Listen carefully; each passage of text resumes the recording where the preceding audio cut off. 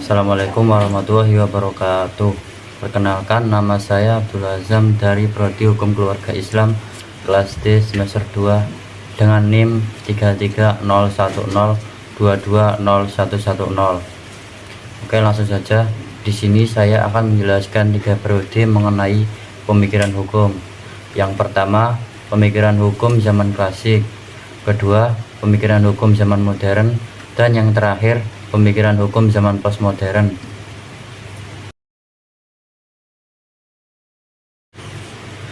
Pemikiran hukum zaman klasik adalah sebuah aliran pemikiran hukum yang berkembang pada masa Yunani kuno dan Romawi kuno.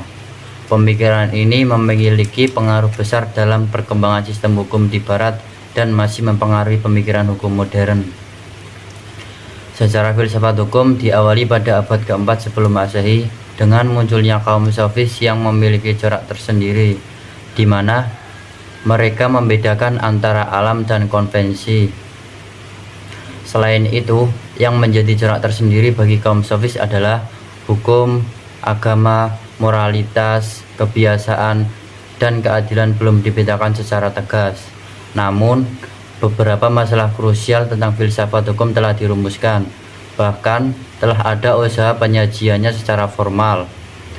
Pada periode ini terdapat tokoh-tokoh dan pemikiran hukum yang sangat berpengaruh dalam perkembangan hukum Barat.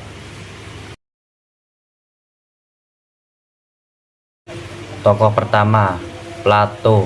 Plato merupakan salah satu filsuf yang dianggap berpengaruh dalam perkembangan filsafat dalam kaitannya dengan hukum. Plato mempunyai konsep keadilan dan hukum, yakni antara hukum dan keadilan haruslah sejalan. Ia menulis buku yang cukup banyak serta memberikan pengaruh dalam dunia filsafat hukum. Salah satu karyanya yaitu buku Nomos yang menjelaskan mengenai dibentuknya tata hukum. Dalam pemikirannya, Plato mengkualifikasikan keadilan dalam 3 hal.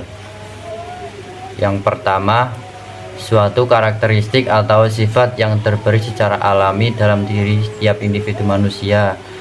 Yang kedua, keadilan memungkinkan orang mengerjakan pengkoordinasian serta memberi batasan pada tingkat emosi mereka dalam usaha menyesuaikan diri dengan lingkungan tempat bergaul. Dan yang terakhir, keadilan merupakan hal yang memungkinkan masyarakat manusia menjalankan kodrat kemanusiaannya dalam cara-cara yang utuh dan semestinya. Tokoh yang kedua, Aristoteles. Aristoteles merupakan murid kesayangan dari Plato dan juga merupakan salah satu filsuf terkenal yang dimiliki Athena. Karena Aristoteles merupakan murid dari Plato, maka ia memiliki anggapan yang sama mengenai hukum, di mana ia menekankan konsep hukum dan keadilan. Bagi Aristoteles, hukum adalah semacam tatanan atau tertib hukum. Berarti hukum harus mendorong manusia mencapai kebahagiaan. Kemudian Aristoteles membagi hukum menjadi 2. Yang pertama, hukum alam, yaitu yang mencerminkan aturan alam selalu berlaku dan tidak pernah berubah. Dan yang kedua, hukum positif, yaitu hukum yang dibuat oleh manusia. Pemikiran hukum zaman modern adalah periode dalam sejarah hukum yang muncul mulai abad ke-17 dan berlangsung hingga saat ini. Salah satu yang menjadi perhatian pada masa modern ini adalah ketika kita melihat perkembangan pemikirannya. Perkembangan pada masa ini menimbulkan sebuah masa yang sangat berperan di dalam dunia filsafat. Tokoh pada era ini diantaranya yaitu John Locke, Jeremy Bentham, Hans Kelsen, dan masih banyak lainnya.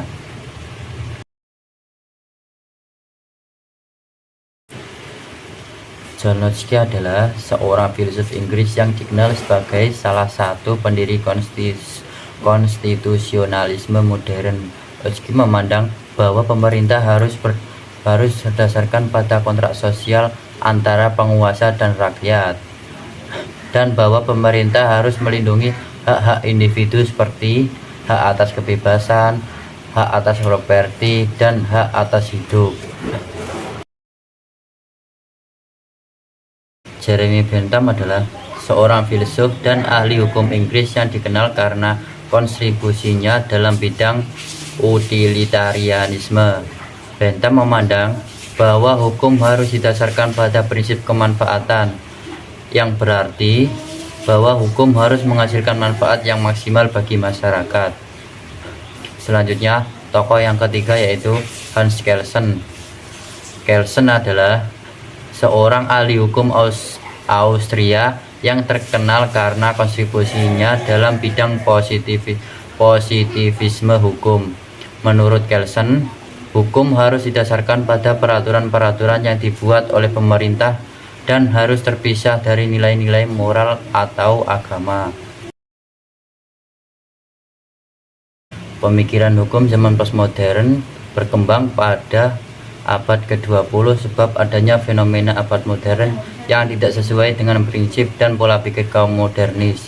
Secara singkat, postmodernisme dapat diartikan sebagai pandangan kritis terhadap kondisi modernitas dan pemikiran modernisme. Pokoknya gerakan-gerakan sosial dalam masyarakat mempengaruhi perkembangan pemikiran hukum zaman postmodern.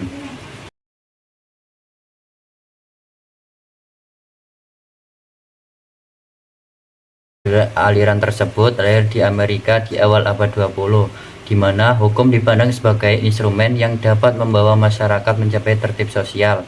Akan tetapi, gagal mewujudkannya sehingga muncul aliran tersebut. Aliran ini bersikap anti-liberal, anti-objektivisme, anti-formalisme, dan anti-kemapanan dalam teori dan filsafat hukum yang dipengaruhi oleh pola pikir postmodern. Neomarxisme dan realisme hukum secara radikal mendobrak paham hukum yang sudah ada sebelumnya, yang menggugat kenetralan dan keobjektifan peran dari hakim, hukum, dan penegak hukum lainnya. Dari penjelasan tersebut, postmodernisme hukum bukan sekedar reaksi kritis terhadap modernisme hukum, melainkan ingin memperjuangkan tatanan hukum postmodern yang lebih manusiawi, adil, inklusif, dan membebaskan berdasarkan konsensus dan keberagaman sosial dan budaya yang ada di tengah masyarakat. Perbedaan pemikiran hukum antara zaman klasik, modern, dan postmodern terletak pada pandangan mereka terhadap hukum sebagai suatu hal yang objektif dan universal pada zaman klasik, sebagai alat untuk mengatur masyarakat pada zaman modern, dan sebagai sesuatu yang dipengaruhi oleh nilai-nilai dan kepentingan sosial pada zaman postmodern. Selain itu, pemikiran hukum pada zaman postmodern menekankan supaya hukum lebih manusiawi, adil, inklusif, dan membebaskan berdasarkan konsensus dan keberagaman sosial dan budaya yang ada di tengah masyarakat. Mungkin hanya sekian penjelasannya bisa saya sampaikan. Jika ada kurangnya, saya mohon maaf sebesar-besarnya. Semoga apa yang saya sampaikan berguna untuk diri saya sendiri dan berguna bagi orang lain. Sekian, terima kasih. Wassalamualaikum warahmatullahi wabarakatuh.